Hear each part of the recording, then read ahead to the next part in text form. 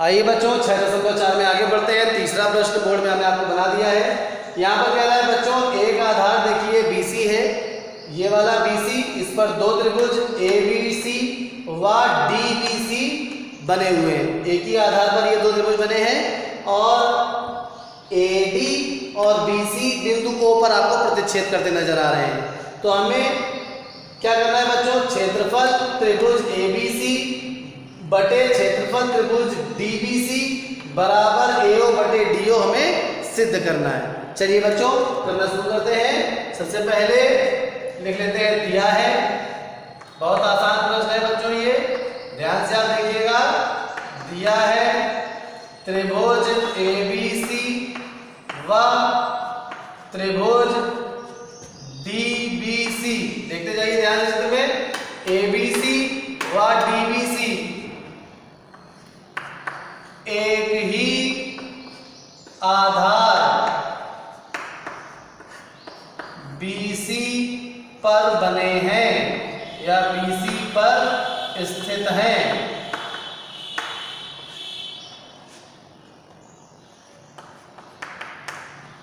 अब हमें क्या सिद्ध करना है, उसमें आते हैं बच्चों, ज्ञात करना है या यहाँ पर बच्चों सिद्ध करना था, ज्ञात नहीं करना है। यहाँ पर हमें पहले से ही दिया है क्या सिद्ध करना है, तो सिद्ध करना है लिखते हैं। आप लोग अपनी पुस्तकें खोल लीजिए, प्रश्न उसमें पढ़ लीजिए, वीडियो पॉज करके अच्छी तरह से, हालांकि हमने समझा तो दिया ही है। सिद्ध करना है कि भाई क्षेत्रफल त्रिभुज ABC बटे क्षेत्रफल त्रिभुज DBC बराबर AO बटे DO होना चाहिए। देखिए दिख रहा है आपको चित्र में, AO बटे DO होना चाहिए। तो यहाँ पर AO बटे DO। चलिए बच्चों अब इसको देखते हैं जरा। यहाँ पर बच्चों जब ये प्रश्न आपके सामने आएगा तो अभी तक जैसे आप प्रश्न करते आ रहे हैं, आप एरिया थ्योरम के बारे में विचार करेंगे कि भाई दो समरूप त्रिभुजों के क्षेत्रफलों का अनुपात उनकी संगत भुजाओं के वर्गों के अनुपात के बराबर होता है। मगर बच्चों यहाँ पर कुछ हमें ऐसा नहीं दिया गया जिसके माध्यम से हम इन दोनों त्रिभुजों को समरूप सिद्ध कर पाए और इस दिशा में आगे बढ़े। तब क्या करेंगे बच्चों, यहाँ पर एक ही आधार BC पर थोड़ा दिमाग लगाते हैं। अब जब समरूप त्रिभुजों के बारे में बात नहीं करनी है हमें, क्योंकि ऐसा कुछ दिया ही नहीं जिसे समरूप सिद्ध कर पाए, तो फिर हम ये सोचेंगे कि भाई त्रिभुज का क्षेत्रफल होता क्या है, 1/2 आधार गुणे संगत ऊंचाई, ये होता है त्रिभुज का क्षेत्रफल। अच्छा, तो यहाँ पर अगर हम आधार BC ले लें तो बच्चों ऊंचाई क्या होगी, तो ऊंचाई होगी, किस त्रिभुज की बात करें हम, अगर हम त्रिभुज ABC की बात करें और इसमें आधार BC ले लें तो इसकी ऊंचाई क्या होगी, BC के सम्मुख शीर्ष A से BC पर डाला गया लंब, अर्थात हमें यहाँ पर कुछ रचना की आवश्यकता पड़ेगी। चलिए बढ़ते हैं प्रश्न में आगे, बड़ा ही इंटरेस्टिंग प्रश्न है, आनंद आएगा आपको करने में। तो हम रचना करेंगे बच्चों, A से हम एक लंब डाल देंगे, किस पर बच्चों, BC पर। क्यों डालेंगे, क्योंकि क्षेत्रफल की संकल्पना को पूरा कर सके हम, आगे प्रश्न में बढ़ सके।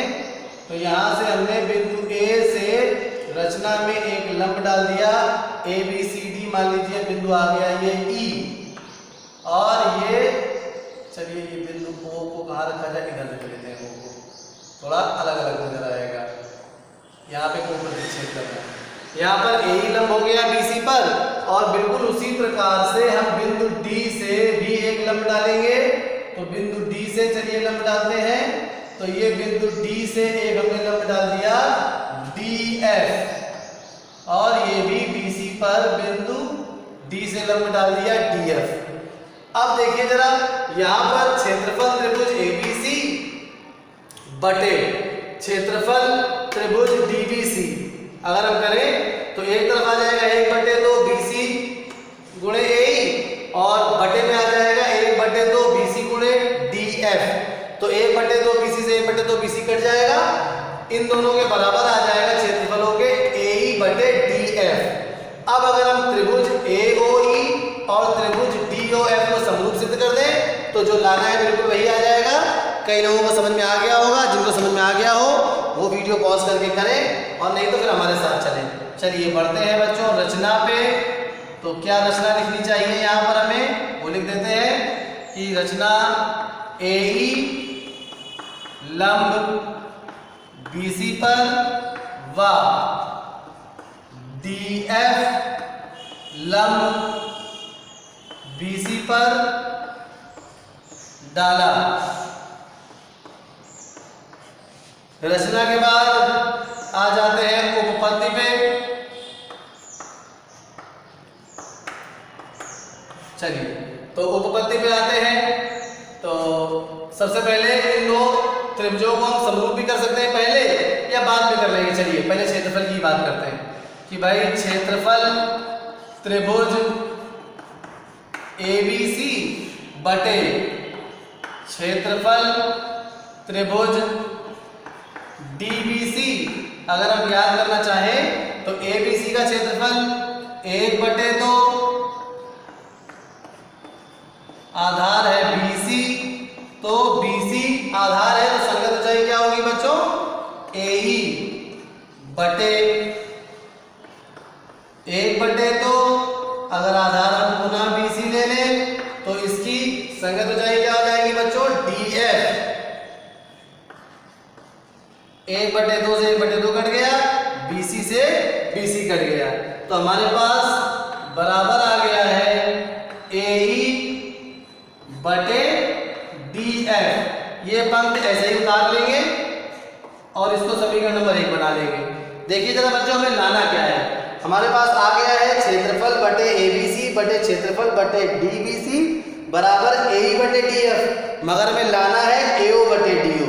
तो अब हमारा उद्देश्य ये होना चाहिए कि किसी प्रकार से हम AO बटे DO को AE बटे DF के बराबर ले आए, तो वो इन दो छोटे त्रिभुजों को समरूप करके ला सकते हैं। आगे बढ़ते हैं।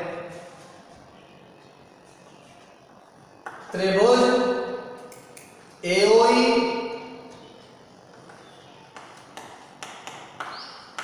व त्रिभुज DOF में देखिए ध्यान से कौन कौन से कोण बराबर होंगे।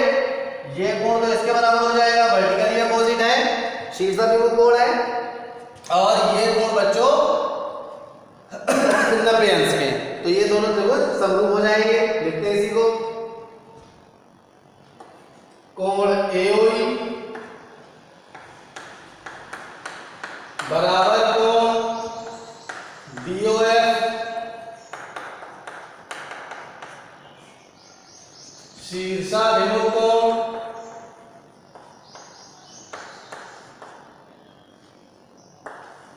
ये शीर्षाभिमुख कोण है, इसलिए आपस में बराबर होंगे। और आगे त्रिभुज कोण AEO बराबर कोण DFO, दोनों 90 अंश के बराबर है। रचना से क्योंकि हमने लंब डाले थे, इस आधार पर हम कह सकते हैं कि त्रिभुज AOE समरूप होगा त्रिभुज DOF के। और कौन सी सिमिलरिटी लगी बच्चों? कोण कोण सिमिलरिटी, एंगल एंगल सिमिलरिटी के द्वारा दोनों त्रिभुज ये बच्चों समरूप हो गए। तो अब हम कह सकते हैं इसके आधार पर कि इनकी भुजाएं समानुपाती होंगी। तो यहाँ पर इस तरह से लिखेंगे कि AO बटे DO, जो लाना है केवल उसी को लिखेंगे। इधर AE, तो ये पूरा AE बटे DF। अब होगा तो बच्चों इसके आगे OE बटे OF, मगर उसकी आवश्यकता नहीं है, तो इसको हम अब रिप्लेस कर देंगे, या यहाँ मान लेते हैं समीकरण नंबर 2, और अब AE बटे DF के स्थान पर रिप्लेस कर देंगे AO बटे DO। बस हमारा उत्तर हो गया अंतिम लाइन कि क्षेत्रफल त्रिभुज ABC बटे क्षेत्रफल त्रिभुज DBC बराबर, सीधे हम लिख देंगे AO बटे DO और रेफरेंस दे देंगे समीकरण, यहीं पे दे देते। चलिए जगह है अभी, समीकरण 1 व 2 से ऐसा हो गया, और फाइनली इति सिद्धम। चलिए बच्चों, उम्मीद है आपको समझ में आ रहा होगा। आप सारे प्रश्नों की प्रैक्टिस लगातार करते रहिए। बोर्ड परीक्षाओं की डेट पहले ही आ चुकी है, और बिल्कुल अपने कोर्स को भली भांति बढ़िया तरीके से पढ़ते रहिए। धन्यवाद बच्चों।